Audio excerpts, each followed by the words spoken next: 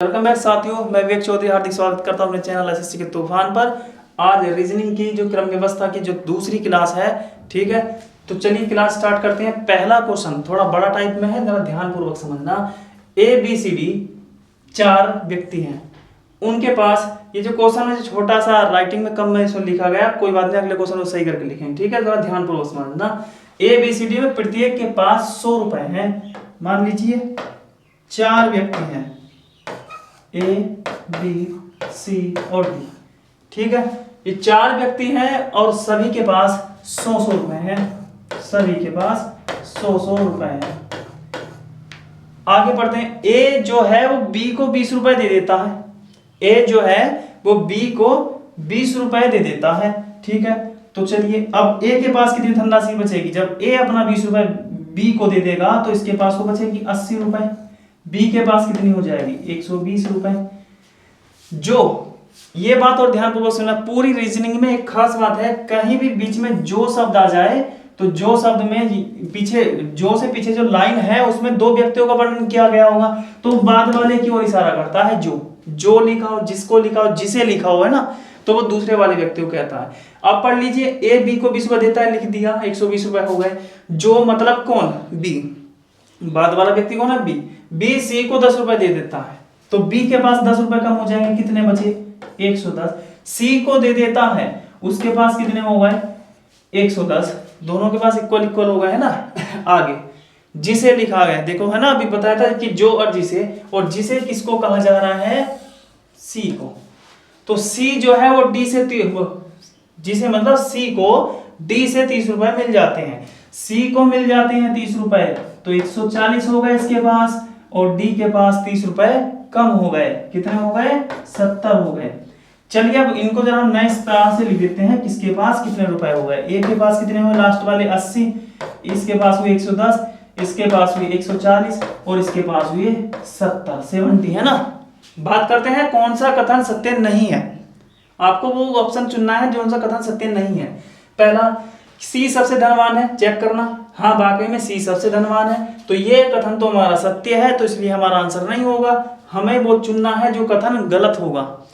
दूसरा, डी सबसे निर्धन है, देखना जरा डी सबसे निर्धन है क्या? हाँ, ये भी सही है। सी सबसे धनवान है, वो भी सही है। डी सबसे निर्धन है, वो भी सही है। हमें तो गलत वाला चुनना है। तीसरा है, ए और डी के पास मिलाकर, ए और डी के पास मिलाकर मतलब 80 और 70 मिलाकर कितने हो गए? 150 हो गए ए और डी के पास, ठीक है। आगे पढ़े। ए और डी के पास मिलाकर मतलब 150 रुपए हैं, तो सी के पास उससे अधिक है। चेक करें क्या सी के पास उससे अधिक है? सी के पास है 140, नहीं, उससे कम नहीं है, 10 रुपए कम है। मतलब दोनों के मिलाकर 150 है, सी के 10 रुपए कम है, ठीक है। इसमें लिखा है सी के पास उससे अधिक है, तो ये कथन हुआ आपका गलत और यही है आपका राइट आंसर। चौथा और चेक करते हैं, बी डी से अधिक धनवान है, तो बी डी से अधिक धनवान है। हाँ है, क्योंकि बी के पास 110 है और डी के पास 70 रुपए हैं, इसलिए आपका आंसर सी सही है, वो कथन सत्य नहीं है, ठीक है। आई होप समझ में आया होगा क्वेश्चन। चलिए नेक्स्ट क्वेश्चन की ओर चलते हैं। चलिए दूसरा क्वेश्चन देखते हैं। 5 व्यक्ति हैं A B C D E, एक अखबार पढ़ते हैं, ठीक है। कहीं बैठे हुए हैं 5 आदमी, A B C D E उनके नाम है और वह अखबार पढ़ते हैं। सबसे पहले पढ़ने वाला व्यक्ति वो अखबार सी को दे देता है, पढ़ने वाला। उसमें ये नहीं बताया कि सबसे पहले किस आदमी ने अखबार पढ़ा, लेकिन जिसने भी पढ़ा उसने अखबार किसको दे दिया? सी को दे दिया, ठीक है। तो हम क्या काम करेंगे, उसको रख लेंगे। जिसने सबसे पहले आदमी ने अखबार पढ़ा, ठीक है, तो उसका हम स्थान खाली छोड़ देंगे। उसने दूसरे नंबर पे किसे दे दिया अखबार पढ़ने को? सी को दे दिया। तो ये तो क्लियर हो गया कि दूसरे नंबर पे सी ने अखबार पढ़ा। अब लास्ट में बोला कि जिसने अंत में अखबार पढ़ा था। कितने आदमी है भाइयों? 5 है, तो 5 लाइन खींच दीजिए ऐसे करके। तो जिसने लास्ट में अखबार पढ़ा था उसने यह अखबार किससे लिया था? वो ए से लिया था। तो लास्ट वाला ये आदमी है और इसने अखबार किससे लिया था? सेकंड लास्ट आदमी कौन हुआ? ए से लिया था, ठीक है। ये भी आपको समझ में आ गया होगा। ई ये बोल दिया गया, देख लीजिए कौन कौन से स्थान खाली है। पहला स्थान खाली, मध्य वाला और अंतिम वाला। इस लाइन में लिख दिया गया कि ई पहले या अंत में पढ़ने वाला नहीं है, तो ना तो ई शुरू में आएगा ना ई बाद में आएगा, तो ई आ गया मध्य में। ये भी क्लियर हो गया। और लास्ट की लाइन है, बी और ए के बीच में दो पढ़ने वाले होने चाहिए। बी और ए के बीच में दो पाठक होने चाहिए पढ़ने वाले। तो बी यहाँ पर नहीं आ सकता क्योंकि ए बी जस्ट लगातार हो गए, तो बी हम रखेंगे यहाँ पर। और इनके बीच में क्या है, दो पढ़ने वाले हैं सी और ई, है ना। और लास्ट का बचा है तो आप इसमें से उठा लीजिए जो सा बच गया होगा।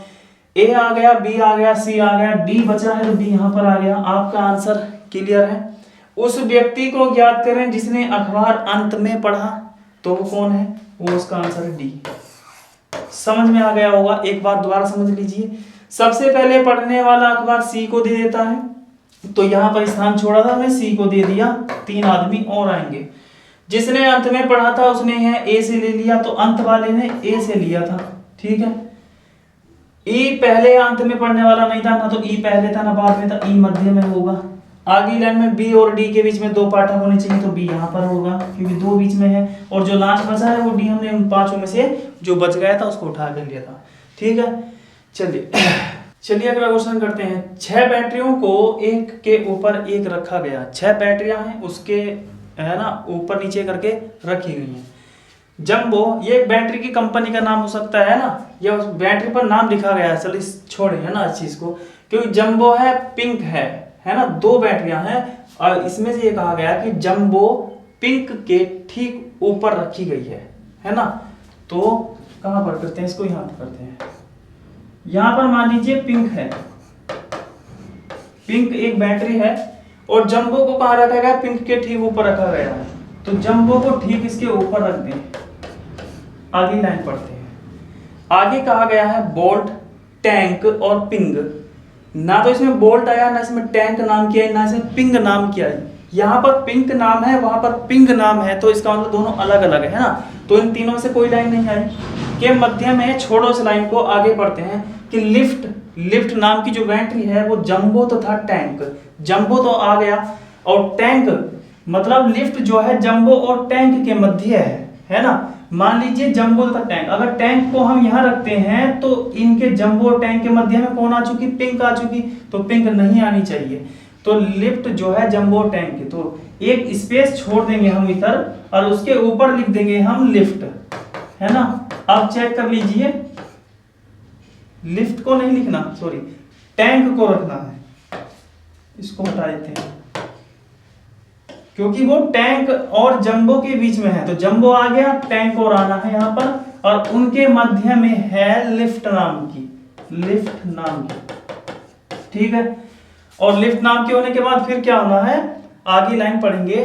वोल्ट जो है टैंक और पिंग, तो टैंक और पिंग, तो एक पिंग और ऊपर बना लीजिए। अब टैंक और पिंग के मध्य कौन लिख देंगे, वो लिख देंगे वोल्ट। चलिए आपको यहाँ समझ में नहीं आया होगा, इधर से इस तरह समझ लीजिए, ठीक है। और इसका कलर भी चेंज करते हैं, ये वाला। तो सबसे पहली बात की थी जंबो पिंक के ठीक ऊपर है, तो हमने मान लीजिए यहाँ लिख दिया पिंक, है ना, और जंबो ठीक इसके ऊपर है, ये हो गया जंबो। आगे कहा गया है, ये वाली लाइन पढ़ रहे थे हम, कि लिफ्ट जो है जंबो और टैंक के मध्य है, तो जंबो और टैंक के मध्य में एक स्पेस बना दीजिए, वहां पर क्या आएगा, जंबो और टैंक के मध्य में वो आएगा लिफ्ट, ठीक है। 4 बैटरियां ऊपर नीचे रख दी गई हैं। अब लास्ट की लाइन पढ़ते हैं। बोल्ट जो है टैंक और पिंग के मध्य है, तो पिंग नहीं आया लेकिन टैंक तो आ चुका। अब टैंक के और पिंग यहाँ पर रख देंगे पिंग, इसके मध्य में कौन है, बोल्ट है। इस प्रकार ये 6 बैटरियां बैठ चुकी हैं ऊपर नीचे करके, ठीक है। इसका क्वेश्चन में क्या गया, कौन सी बैटरी नीचे से दूसरे स्थान पर है, तो उसका नाम है जंबो, ठीक है, उसका नंबर है जंबो, नीचे से दूसरे स्थान पर है। अगला क्वेश्चन करते हैं। 6 तौलियों में से लाल रंग का सफेद तौलिया के ठीक ऊपर है, तो 6 तौलियों में से जो लाल रंग का तौलिया है वो सफेद के ठीक ऊपर है। चलो यहां पर करते हैं ना, सफेद के ठीक ऊपर है लाल रंग का तौलिया, ठीक है। पीले रंग का नीले पे हरे के मध्य में, ना तो इनमें पीला आया, ना नीला आया, ना हरा आया, तो अभी इस लाइन को हमने इग्नोर कर दिया, इसको हम बाद में पढ़ेंगे, ठीक है। गुलाबी रंग का लाल और नीले के मध्य में है। मान लीजिए नीला अगर हम यहां लिख दें तो लाल और नीले के बीच में कौन आ जाएगा, सफेद आ जाएगा, लेकिन यहां पर क्या सफेद नहीं आना चाहिए, गुलाबी आना चाहिए। तो लाल के एक स्थान छोड़कर हम ऊपर लिख देंगे नीला, अब बता दीजिए इसमें क्या आएगा कि लाल और नीले के मध्य में कौन है, वो है गुलाबी। तो यहां पर आ गया गुलाबी। तो 4 तौलिए रखी जा चुकी हैं 6 में से। गुलाबी तथा पीले के मध्य कौन सा तौलिया है, अच्छे जो लाइन छोड़ी थी उसको कर लेते हैं। पीले रंग का जो है वो नीले और हरे के मध्य में है, तो नीला और हरा के मध्य में एक स्पेस छोड़ देंगे और वहां पर आ जाएगा पीला, वहां पर आ जाएगा पीला।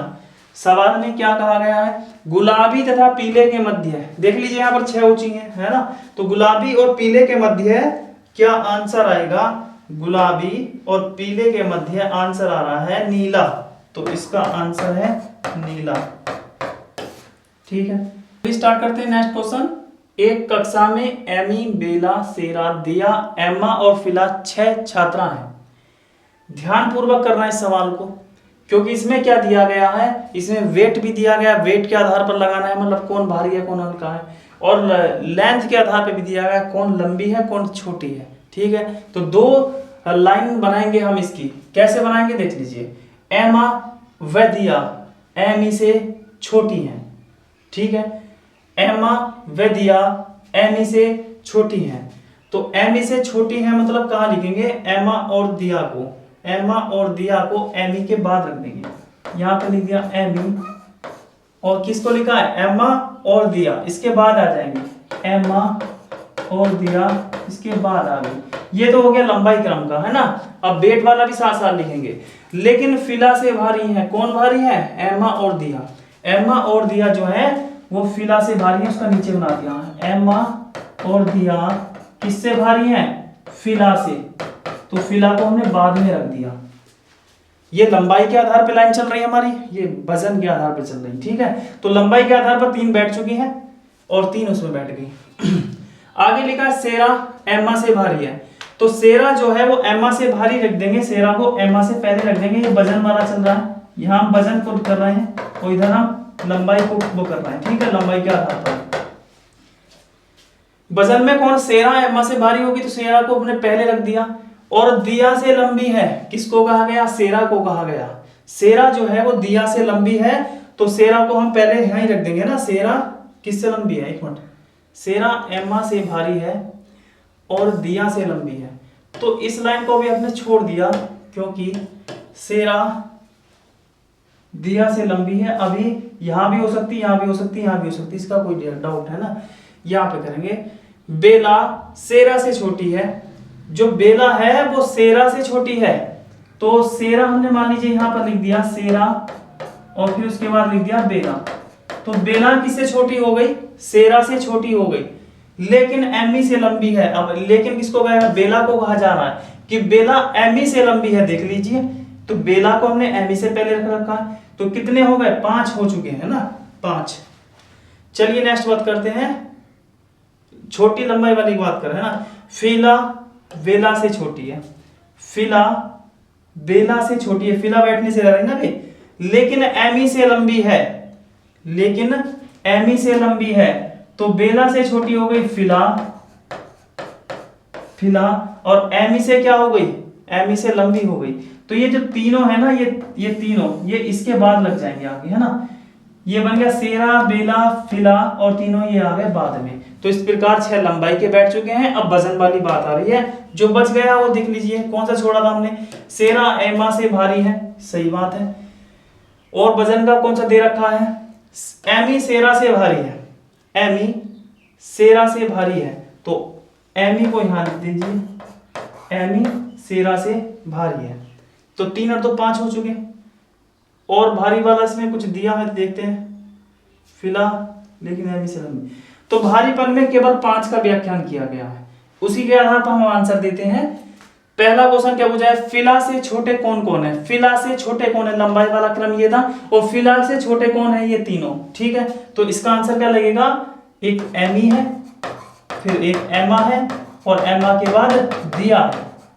ये तीनों जो हैं ये फिला के बाद हैं, फिला के छोटे हैं ना। और नेक्स्ट क्वेश्चन क्या है, अवरोही क्रम किसे कहते हैं, घटता क्रम कहते हैं अवरोही क्रम, पहले बड़ा फिर उससे छोटा फिर उससे छोटा। अवरोही क्रम में चौथे नंबर पे कौन है, तो ये अवरोही क्रम ही लिखा है हमने, पहले बड़ा फिर उससे छोटा, तो चौथे नंबर पे कौन है, 3 तो ये रहा है, चौथे नंबर पे कौन है, एमी, तो तो इसका नंबर है, इसका आंसर है एमी। और लास्ट का क्वेश्चन क्या है, सबसे छोटी कौन है, सबसे छोटी कौन है लास्ट में वो दिया है, वजन का कोई क्वेश्चन नहीं है इस पर, है ना, सब लंबाई के आधार पर दे। समझ में आ गया होगा आपकी, ठीक है। चलिए आज यहीं पर इसका क्लास को समाप्त करते हैं, क्योंकि क्रम व्यवस्था का इस तरह के सवालों का पैटर्न खत्म हो चुका है। और नेक्स्ट टाइप के क्वेश्चन आपको कल की वीडियो में मिलेंगे, ठीक है। चैनल को लाइक, शेयर और सब्सक्राइब जरूर करें। अगर आपको वीडियो अच्छी लगे तो कमेंट्स बॉक्स में हमारी अपनी राय जरूर दें, ठीक है।